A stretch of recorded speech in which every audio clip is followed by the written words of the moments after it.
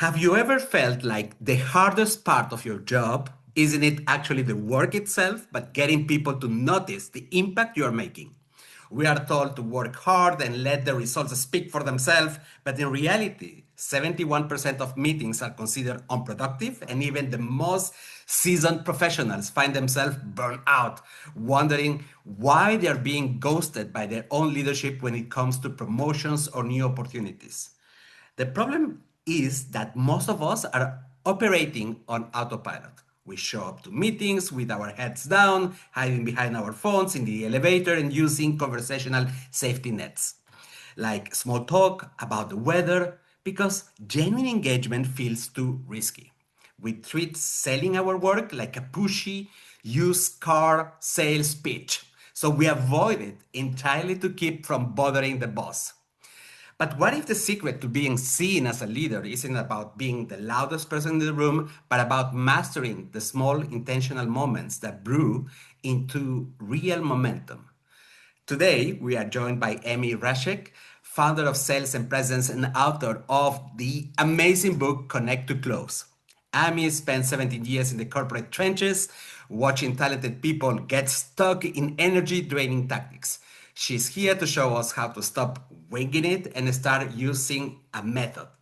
I'm not going to say the name method, but something to about brew. So it looks like beer, in fact. To turn about every interaction from an elevator ride to a boardroom presentation into a powerful moment of connection.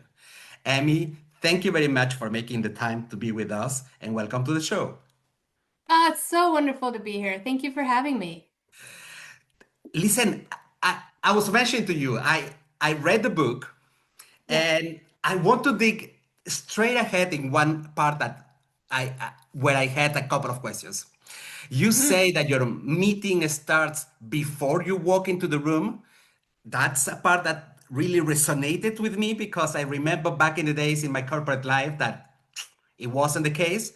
For Mhm. someone trying to be more visible at work, how can they use those moments in the hallway or the elevator, like having your elevator CEO story, to build Mhm. internal credibility before a formal presentation even begins?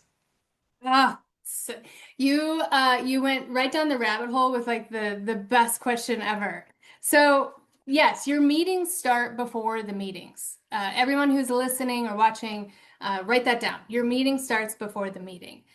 In corporate for years, I didn't think that either. I was also on autopilot, wandering in and maybe grabbing a cup of coffee or hey, good morning. And then, you look at your phone because that's your comfort side, waiting for a meeting to start. And you've lost all of that engagement and that real time connection. And to your point, you don't know who is going to be passing you in the hallway that may inadvertently strike up a conversation when you are open to that conversation coming in. If you have your cell phone with you and you're, buried in your head down into the phone, that conversation is not going to happen. The eye contact's going to be missed. You see that all the time in elevators as well. I love doing this in elevators. The next time you're in an elevator, put everything away, say good morning or hello to whoever's in the elevator, and see what happens. They may be disconnected, but you're going to be hyper aware that you are now present. So it's one of those things that you can do to really elevate your presence and your credibility is for engagement. Engagement gets you everywhere. Disconnection gets you nowhere. So, when we're thinking about a meeting that starts before the meeting, you want to make sure that your mindset's prepped for that. Obviously, you have everything that you need, but then now we're going to talk around your body language and how you're communicating loudly without ever saying anything. And that is things like your posture. I know that sounds super easy, but tell me the last time. I know when I said that, everybody I'm sure sat up a little bit I because our did. posture is all bad these days, right? So it's like, when was the last time we actually thought about our posture when we're walking, in our corporate setting? So thinking about that because that opens up for conversation. That's why we do that. Putting things away, your hands out invisible, and making sure that you're having eye contact. Those things are going to generate so much more credibility than you would ever imagine. And these are 1% shifts that are not going to change your entire thing. Everyone here is a professional. You know what you're doing, you know how to do it well. These tactics are to raise you by 1% for this huge impact. I'll give you a live example of how this works. A couple weeks ago, I had a training with about 100 people. Talked about this prior to lunch. And then I said, so now your job at lunch is to make sure that as you walk through this conference and you're walking through this resort, that you are open to communication and connection. So not on your phone, your head's high, your posture's up, right? And so we got back to lunch and I said, so anybody have any stories? Somebody immediately raised their hand. And he said, so I got into the elevator, immediately went for my phone because it's habit. He's like, and then I remembered you saying, nope, we can't do that. He's like, so I put everything away.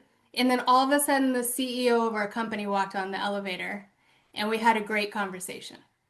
So it's one of those magical things that happens. And I have so many of those stories. So start there. Start there and recognizing where you're actually at in your presence and being present a little bit more without having to verbally do that. Now, I'm going to share another story of Yeah. someone that I know.